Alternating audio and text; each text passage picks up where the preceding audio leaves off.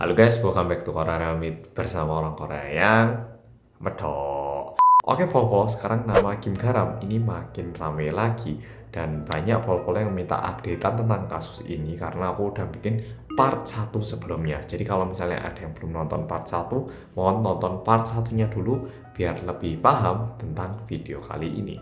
Nah, Kim Garam merupakan salah satu member dari grup Le Sserafim yang dikatakan dia ini melakukan bullying ataupun kekerasan di masa sekolah ataupun di sekolah, meskipun dia sekarang juga masih duduk di bangku SMA. Tapi sebelum kita bicara lebih dalam tentang kejadian kali ini, aku ingin membahas sedikit perbedaan bullying di Indonesia sama di Korea dari sudut pandangku. Di Indonesia, waktu aku dulu di Malang, di sekolahku dulu, hampir nggak ada bullying. Paling ada ya satu anak yang dijauhi, nggak diajak bicara, cuman sebatas itu. Tapi kalau anaknya tanya ya tetap dijawab. Terus paling nggak sama teman-teman lain kayak dibilang, yuk anak itu loh dia nggak suka mandi, bau. Wah, mungkin sejauh itu. Terus yang lebih nakal lagi mungkin anaknya baik tapi suka ngerokok ataupun minum meskipun masih belum usianya.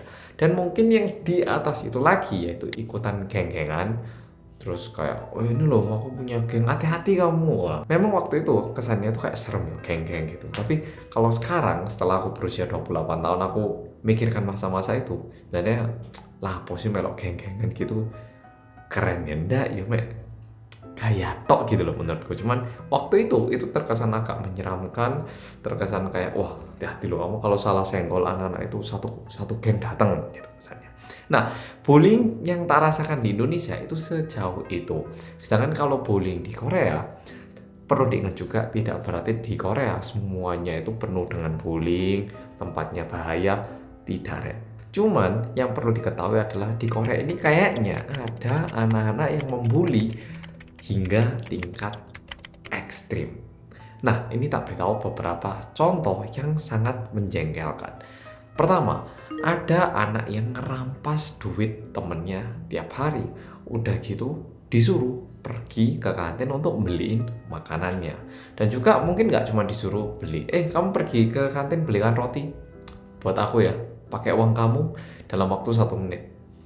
Kayak gitu misalnya. Terus anaknya udah bawa, ini loh bukan roti favoritku. Yaudah kamu aja yang makan semua. Bayangkan kalau kejadian kayak ini berulang setiap hari. Bullying berikutnya, ini adalah cyberbullying yang katanya mulai ngetren di anak-anak zaman sekarang karena pada punya smartphone ya toh. Jadi kalau misalnya kayak WhatsApp, kita kan bisa mengundang seseorang di dalam grup ataupun kita bisa bikin grup ya toh.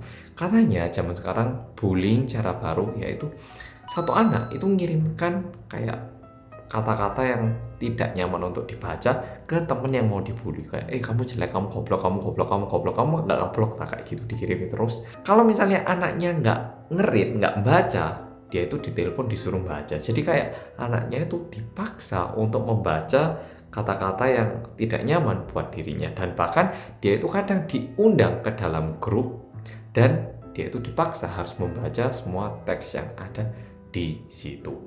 Ini sangat mengejamkan jujur menurutku. Ada juga katanya anak-anak laki-laki yang temennya ini yang dibully ini disuruh mainkan gamenya, suruh naikin level, suruh ngumpulkan uang segini. Kamu harus nurut sama aku loh. Kamu hari ini pulang, besok pokoknya karakterku harus udah naik level 2 level, oke? Awas loh kamu enggak. Kalau enggak besok kamu akan 20 roti loh. Nah, misal kayak gitu.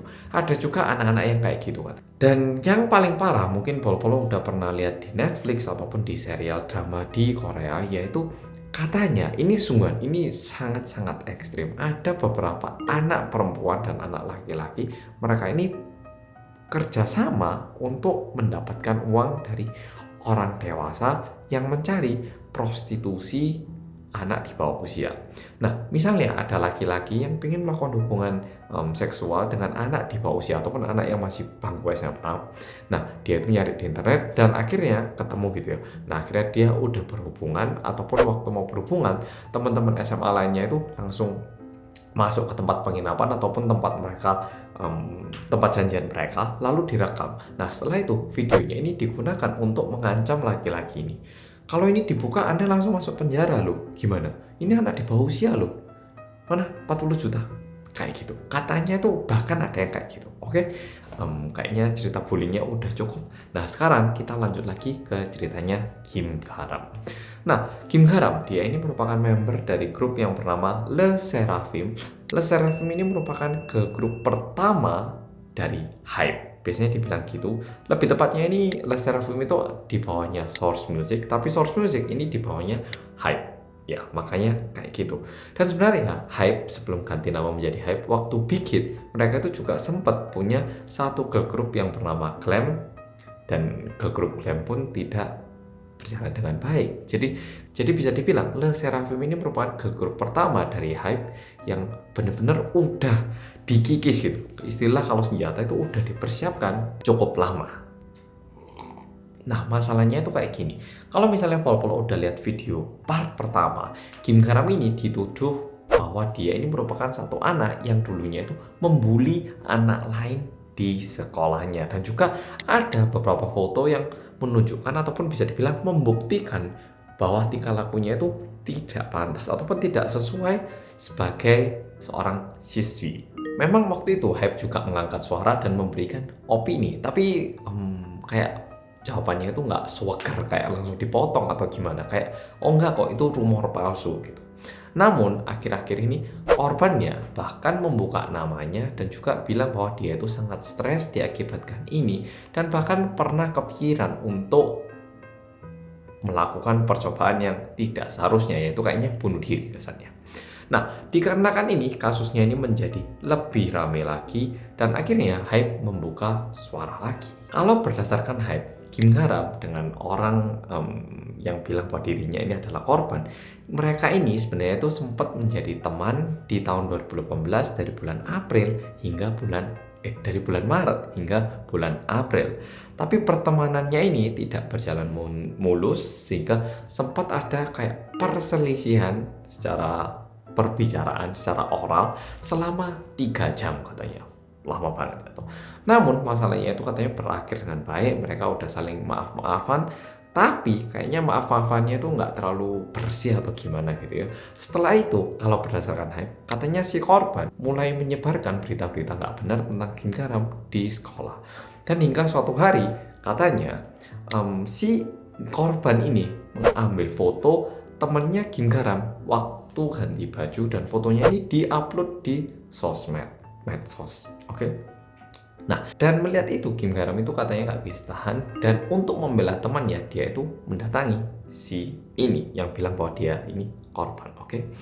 Dan diakibatkan itu dibukalah komite kekerasan sekolah. Jadi kalau di Korea ada bullying, itu biasanya permasalahannya itu nggak cuma kayak dipanggil guru lalu diajak bicara, tapi kalau misalnya bullyingnya itu benar-benar keras, itu dibuka satu komite untuk melakukan investigasi. Oke, jadi si korban ini akhirnya minta, sekolah saya minta bukakan komite karena saya diserang sama Kim Garam. Nah, akhirnya dibuka. Tapi yang namanya investigasi ini kan nggak selesai satu hari ya toh, bisa beberapa minggu, bisa 1-2 bulan ya toh.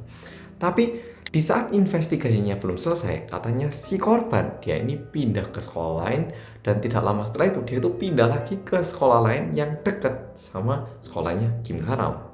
Oke, tapi pokoknya diakibatkan itu Kim Garam itu mendapatkan hukuman dari komite itu.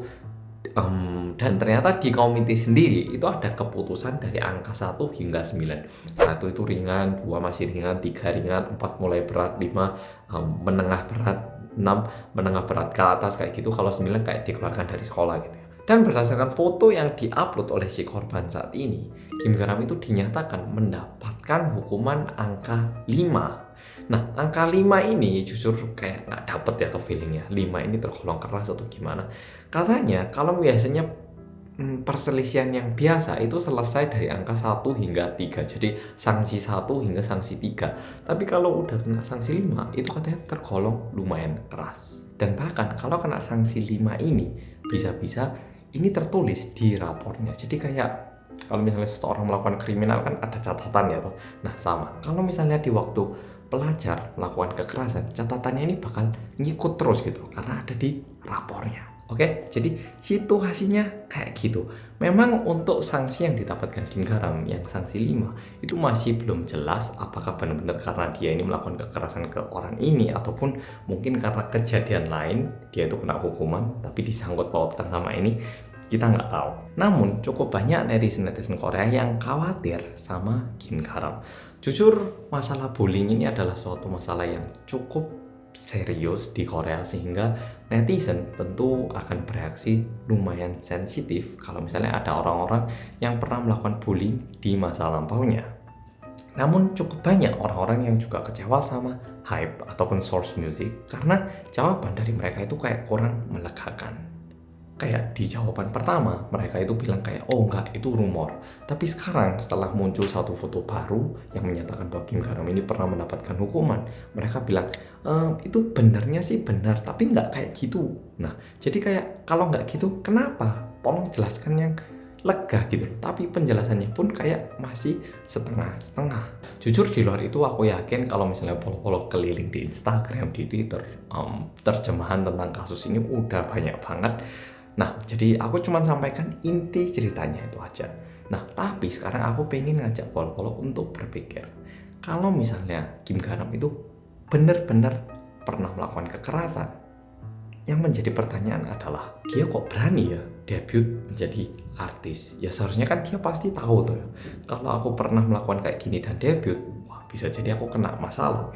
Dan nggak cuma dirinya, jujur entertainment pun bisa melakukan sedikit riset ya tuh ke sekolah, tanya ke temen-temennya anak yang pernah Kim Garam ini dulu kayak apa. Oh anaknya anak yang jahat, yaudah jangan dijadikan trainee ataupun jangan didebutkan ya toh.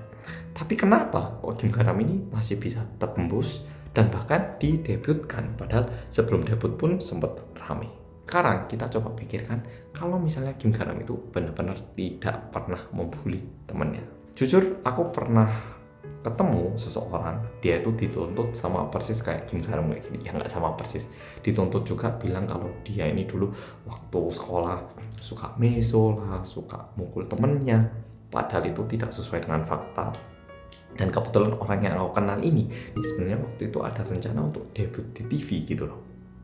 Dan diakibatkan itu akhirnya mendapatkan halangan sehingga tidak debut di TV. Nah terus aku tanya ke temenku, loh tapi kamu beneran nggak bully, nggak mukul temen itu? Lah kenapa temen yang itu nuntut kamu dihukum, kok dia berani, kenapa? Nah temenku ini bilang aku sendiri ya nggak tahu kenapa dia nuntut kayak gitu. Terus aku tanya, lah terus akhirnya gimana, endingnya gimana? Temenku ini bilang akhirnya ketika udah masuk sidang dan udah mau masuk tahap terakhir, temennya ini baru minta maaf dan ngajak damai. Nah, jadi permasalahannya sekarang karena kita ini cukup aktif di dunia sosmed, kadang-kadang kita itu bisa jadi tertipu sama orang yang keras suaranya. Kalau misalnya aku ngepost, saya habis dipukul siapa? Karena aku ngepost terkesan aku ini benar-benar pede, terlihat seperti ataupun seolah-olah kayak aku ini bukan orang yang salah ya toh. Padahal bisa jadi aku yang salah ataupun tidak terjadi apa-apa ya toh. Sehingga aku melihat kasus ini pun merasa kayak kita perlu lebih berhati-hati, kita perlu memandang masalah ini lebih netral lagi, tunggu kasusnya ini menjadi lebih jelas siapa yang benar atau siapa yang salah. Namun yang pasti Kim Garam ini pernah mendapatkan hukuman sanksi 5 dan yang tak sedihkan Kim Garam ini kan masih anak yang sangat muda ya toh, anak kelahiran tahun 2005. Berarti beda 11 tahun sama aku.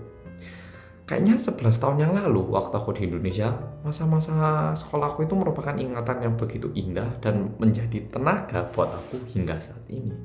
Tapi untuk Kim Garam, ingatannya di sekolah dan juga buat temennya ini merupakan ingatan yang mungkin salah satu ingatan yang paling pengen dihapus di dalam hidupnya. Itu yang tak sedihkan banget. Oke, Polo-Polo, jadi video kali ini sampai di sini. Berharap infonya ini menjadi lebih jelas lagi sehingga kita sendiri tahu siapa yang salah dan siapa yang benar. Oke, Polo-Polo, makasih sudah nonton video kali ini dan sampai jumpa di video